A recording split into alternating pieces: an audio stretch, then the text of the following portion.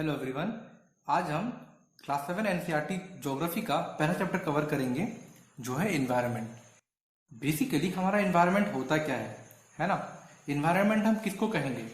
Environment का basic मतलब समझो कि हमारे आसपास आसपास के इन्वायरमेंट में जो कुछ भी है हमारे आसपास वो हमारा इन्वायरमेंट बनाता है।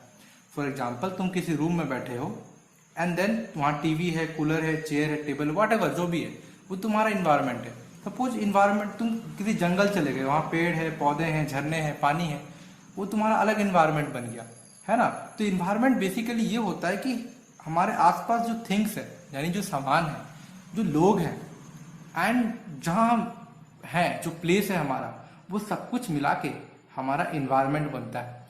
फॉर एग्जाम्पल, तुम अगर शहर में रहते हो तो दैट इज अर्बन इन्वायरमेंट, तुम गांव में रहते हो तो वो रूरल इन्वायरमेंट, तुम जंगल में रहते हो तो वो एक अलग इन्वायरमेंट है, तुम पानी के अंदर हो तो वो एक अलग इन्वायरमेंट है, तुम हवा में लटक रहे हो तो वो अलग इन्वायरमेंट है। इन्वायरमेंट का बेसिक मतलब ये है कि आसपास की जो सराउंडिंग में जो कुछ भी है वो हमारा इन्वायरमेंट है। बेसिकली इन्वायरमेंट एक फ्रेंच वर्ड है। क्या वर्ड है? फ्रेंच वर्ड है, जिसका मतलब होता है इन्वायरनर। इन्वायरनर का मतलब होता है हमारा नाइबरहुड, हमारा आसपास। एंड इस इन्वायरमेंट को हम और भी कंपोनेंट्स में डिवाइड कर सकते हैं। जैसे कि हम इस इन्वायरमेंट को बेसिकली दो ब्रॉड कैटेगरीज में डिवाइड कर सकते हैं, एक नेचुरल और दूसरा मेन मेड। नेचुरल इन्वायरमेंट वो है जो हम प्रकृति, जिसको हम कहते हैं, जो कि हमको नेचर में मिलेगा। फॉर एग्जाम्पल, लैंड यानी जमीन, वाटर पानी, एयर इन द सेंस हवा, एंड लिविंग थिंग्स यानी जो जिंदा चीजें हैं जैसे एनिमल्स एंड प्लांट्स, वो हमारा बायोस्फीयर बनाती हैं, है ना। जो लैंड बनाती है उसको हम कहते हैं लिथोस्फीयर, एंड जो वाटर बनाती है उसको कहते हैं हाइड्रोस्फीयर, जो एयर बनाती है उसको कहते हैं एटमॉस्फेयर, एंड जो लिविंग थिंग्स बनाते हैं उनको कहते हैं बायोस्फीयर। बेसिकली इसका सेकंड कंपोनेंट ये है जिसको हम कहते हैं man made. Man made in the sense जो हम बनाते हैं। हम क्या बनाते हैं? Monuments, buildings, roads, parks, build everything जो तुम आसपास अपने आसपास देख रहे हो वो सब कुछ मेन मेड जो है वो हमारा मेन मेड इन्वायरमेंट है।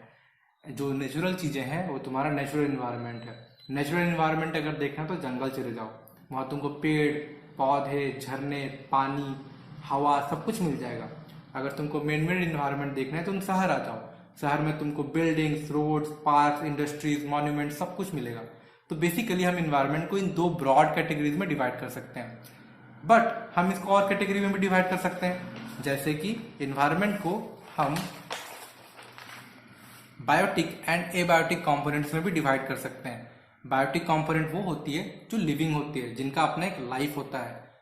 किनका लाइफ होता है? एक प्लांट्स का, दूसरा एनिमल का। एबायोटिक कंपोनेंट वो होती है जो नॉन लिविंग होती है, जैसे वाटर, एयर एंड लैंड, है ना। अब ये दोनों मिलके ही हमारा पूरा का पूरा इन्वायरमेंट बनाता है। सपोज मैं किसी जंगल चला गया, अब जंगल में गया तो मुझको प्लांट्स मिले तो क्या हो गया? वो बायोटिक हो गया। शेर मिला जो उनको क्या हो गया? बायोटिक हो गया, वो एनिमल था। दोनों लिविंग ऑर्गेनिज्म थे। लेकिन उसी जंगल में मुझे एक झरना भी मिला जिसमें वाटर था, शुद्ध हवा भी मिला, एयर था, एंड जमीन तो हो गई, ऑब्वियसली जंगल है।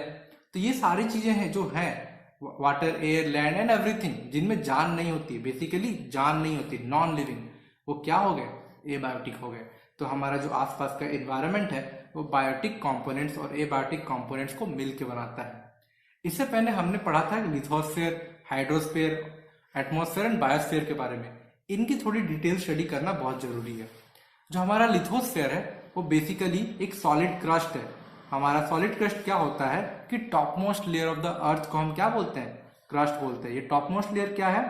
ये वाली लेयर, जो सपोज ये अर्थ है जिसको हमने आधा काट दिया है, तो बेसिकली जो अंदर वाला है इसको हम बोलते हैं कोर, जो बीच वाला है इसको हम बोलते हैं मेंटल, एंड जो टॉप मोस्ट लेयर है इसको हम बोलते हैं क्रस्ट। जो टॉप मोस्ट लेयर है इसमें दो टाइप की क्रस्ट होती है। एक तो होता है continental crust. Continental crust in the sense जो जमीन वाला जगह है, जमीन वाली चीज को हम बोलते हैं कॉन्टिनेंटल क्रस्ट, और इससे कॉन्टिनेंट्स जितने भी बने हैं वो कॉन्टिनेंटल क्रस्ट से बने हैं। लेकिन क्या सिर्फ जमीन कॉन्टिनेंट्स में है? पानी के नीचे नहीं है। समंदर के नीचे जो पतली सी जमीन होती है उसको हम बोलते हैं कॉन्टिनेंटल क्रस्ट, है ना। तो बेसिकली कॉन्टिनेंटल क्रस्ट और ओशियनिक क्रस्ट, कॉन्टिनेंटल क्रस्ट और ओशियनिक क्रस्ट को मिलके ही हमारा लिथोस्फीयर बना है। इस क्रस्ट में है क्या? इस क्रस्ट में बेसिकली रॉक्स एंड मिनरल्स होती हैं जिनका हम इस्तेमाल करते हैं, और ये आज के टाइम पे बहुत तरीके के काम में आते हैं। जैसे तुम लोहा ले लो, घर बनाने काम में आता है। ज्वेलरीज बनाने के लिए सिल्वर एंड गोल्ड का इस्तेमाल करते हैं, जो कि हमको कहाँ से मिलता है? लिथोस्फीयर से मिलता है। लिथोस्फीयर बेसिकली हर चीज में हम इस्तेमाल करते हैं। लिथोस्फीयर में हर कुछ है, जैसे हमारे फॉरेस्ट है, ग्रेजिंग लैंड है, एग्रीकल्चरल लैंड है, हमारा जो ह्यूमन सेटलमेंट है, सिटीज जो बनी है, सारे के सारे लिथोस्फीयर के ऊपर बनी है ना। जो लिथोस्फीयर है वो इरेगुलर भी होता है। इरेगुलर मतलब कोई एक प्लेन शेप नहीं होगा, ये पहाड़ भी होंगे, प्लेट्यूज भी होंगे एंड प्लेन्स भी होंगे। Landforms like plains, mountains, plateaus and plains से बन के बनता है हमारा लिथोस्फीयर, है ना। हमने दूसरा कंपोनेंट पढ़ा था जिसका नाम था हाइड्रोस्फीयर। अब ये हाइड्रोस्फीयर क्या चीज है? हाइड्रोस्फीयर मतलब पानी। पानी जहां जहां हमें पानी मिलेगा उसको हम हाइड्रोस्फीयर में बोल सकते हैं। इन द सेंस जिसको पानी डोमिनेट करती है। किसे डोमिनेट करती है? Oceans, seas, lakes, rivers. और भी तुम सोच सकते हो, जो तुमको दिमाग में आता है कमेंट सेक्शन में लिख के बताना कि तुम और क्या क्या हाइड्रोस्फीयर के बारे में जानते हो, है ना। अब आते हैं एटमॉस्फेयर के बारे में। एटमॉस्फेयर इन द सेंस कि वो एक थिन लेयर ऑफ एयर है जो हमारे आसपास मौजूद है, जिसके चक्कर में हम जिंदा है ना। और इस एटमॉस्फेयर से ही हमको ऑक्सीजन मिलती है। इस एटमॉस्फेयर में ही नाइट्रोजन है, कार्बन डाइऑक्साइड है, आर्गन जैसे गैसेस हैं। ये जो एटमॉस्फेयर है बेसिकली ये हमको हार्मफुल रेज से बचाता है। किससे बचाता है? हार्मफुल रेज से। Harmful rays like UV. जो यूवी रेज है वो हमको बीमार कर सकती है, हमको कैंसर दे सकती है। उसको बचाने के लिए हमारे पास ओजोन लेयर का जो गैस है वो हमको यूवी रेज से बचाता है। प्लस जितने भी हार्मफुल रेज और सन से आते हैं उनको भी ये ट्रैप करता है एंड डिस्ट्रॉय करता है। तो बेसिकली जो एटमॉस्फेयर है वो हमारे एक हिसाब से प्रोटेक्टर भी है। इस एटमॉस्फेयर में बहुत टाइप की गैसेस होती हैं। Gases like oxygen, nitrogen, carbon dioxide, argon, इस टाइप की गैसेस मिलेंगी। प्लस डस्ट भी मिलेगा और वाटर वेपर भी मिलेगा। डस्ट मतलब जो तुम छोटे छोटे जो पार्टिकल्स देखते हो जो हवा में तैरती हैं उनको हम डस्ट बोलते हैं। और वाटर वेपर यानी पानी की बूंदे।